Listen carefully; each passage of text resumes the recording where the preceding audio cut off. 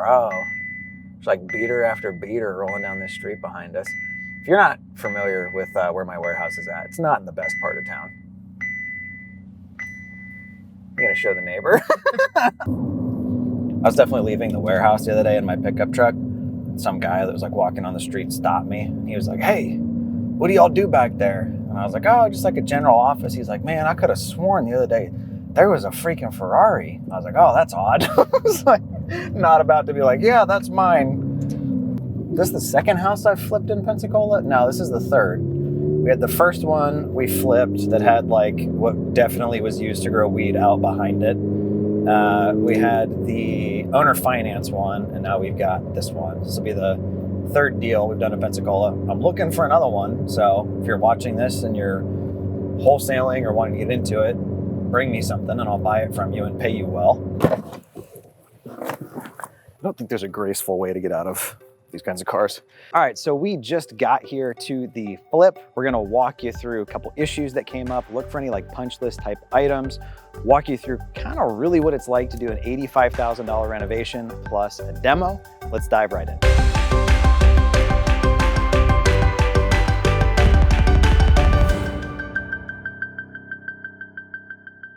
So normally I don't drive this car, especially if I'm like meeting with sellers, lenders, or something of that nature. But this is a flip that nobody's at, so I don't mind driving in it. Always a little awkward in neighborhoods though, so. Somebody rolls by and I panic, let's move on.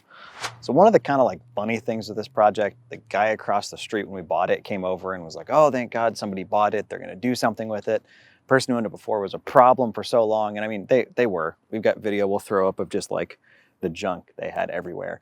But he was like, "Would you guys pay like 150 grand for it?" I was like, 65. He was like, "I would have paid more than 65. And I was just like, "Well, maybe you should have talked to her instead of turning her into code enforcement." So if you have a neighbor that's maybe a problem neighbor, maybe seeing if they want to sell is a better option than trying to get them in trouble or fined by county. Just saying. So on this project, we did have like a $3,900 unexpected expense, which was kind of the front end of this garage. We had to rebuild the whole thing. We had to put new doors on it. If I'm being blunt, I wish we hadn't painted it white because it doesn't exactly match the rest of the property. It looks clean, but doesn't look great in my opinion. The black shutters on this are brand new.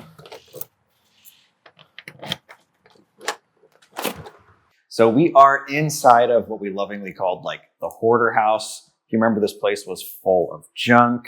We had kind of like a half wall here. The living room section was like sunken. Built that up, took out that wall, really kind of opened it up, like nice open concept. We're kind of doing like final walk, like punch list type stuff of things that I want to get fixed before we list. We should be listing it by like end of this week. If you don't remember, we bought the house for 65 grand. It included the lot next door. We've spent right at like 85 on construction is what we budgeted. All in all, we're into it for like 93. So we're into it for mid to high 150s. We should be able to sell just the house for 235 grand and comps on lots like what we've got next door going for about another 35. So should do pretty well on this place.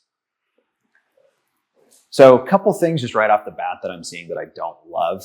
We did redo some plumbing and it looks like they used kind of these like boxes to cover the holes they needed to make for those.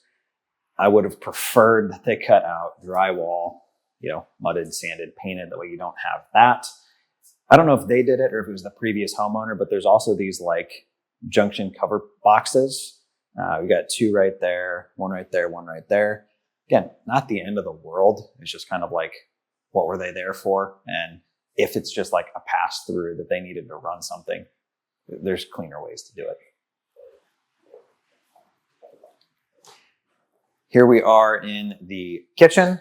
Another kind of like frustrating thing we had happen on this. We spent like right at $3,000 for these appliances.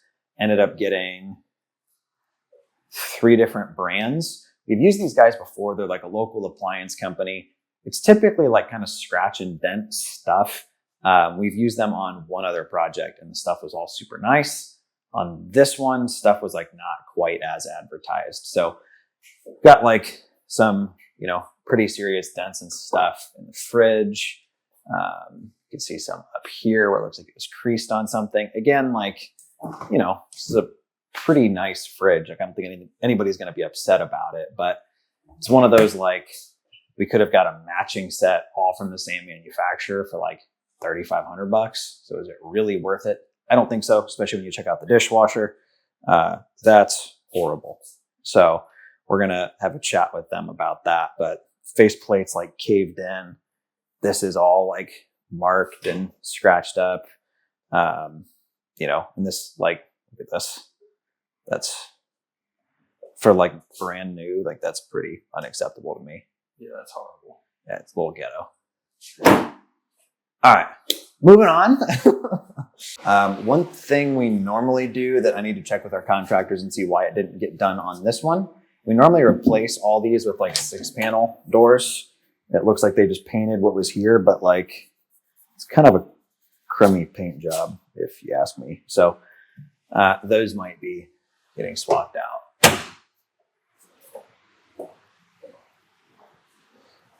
Yeah, same. Like if you look at this one, it looks like this was a door that had probably been like broken or cracked that they just painted. So we'll get that fixed.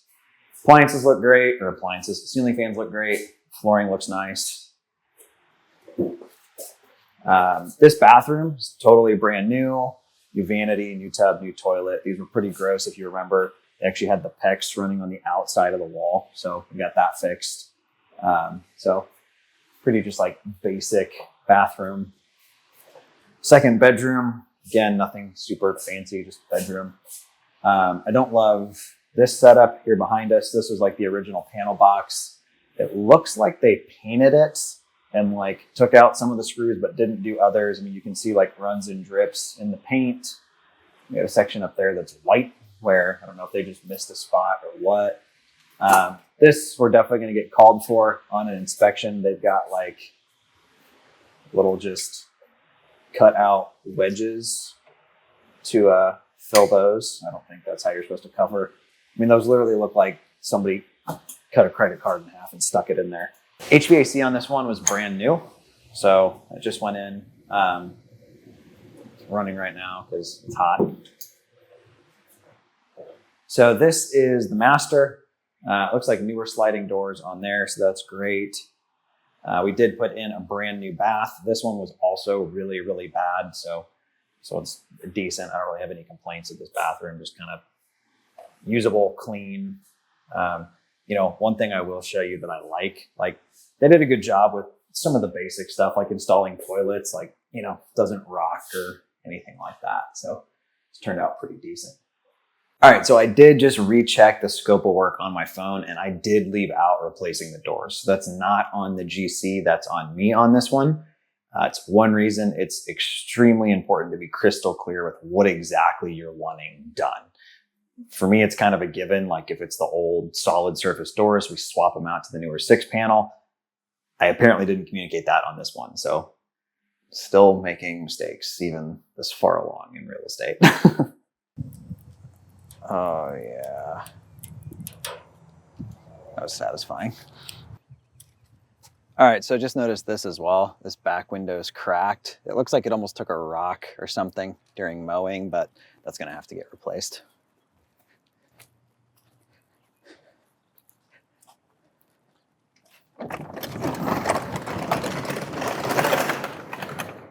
We are inside the garage. I don't know if you remember how gross this place was, but this is significantly better than it was. You can see up here we had to replace actually quite a bit of decking that was like rotted out. We did put a brand new roof on this as well as on the house itself. We also had some termite damage and stuff that we had to have reframed and rebuilt around the front section of this. So definitely did spend a little bit of money out here, but pretty decent sized like garage/shop. I don't know that there's actually there is electricity ran out here. So if I was buying this place, I personally would throw up motors and, you know, throw these on clickers. Right now they're just pull-ups, but we decided it wasn't worth it for us to do that. We'll let somebody else do that if they want it. So this is my first ever like more in-depth deal, meaning when we bought the house, it came with one large parcel that we're actually able to split. kind of at like that tree line, and that's a buildable lot over there. When we bought it, it had an old house that was there, and then this newer one, that one was like really, really bad. We realized when we bought it, we were gonna have to tear it down. Even if we didn't want to build anything or subdivide, just like who's gonna buy this house for their kids with this vacant house of horrors next door? Plus, literally as soon as we bought it, we were getting calls from code enforcement, threatening fines and things of that nature. I will tell you, if you're new to owning a property and you're getting code enforcement calls from like the previous owner, just be super honest with them. We're like, look, we've owned this place for a couple weeks. We've done all of this stuff. We are gonna tear it down.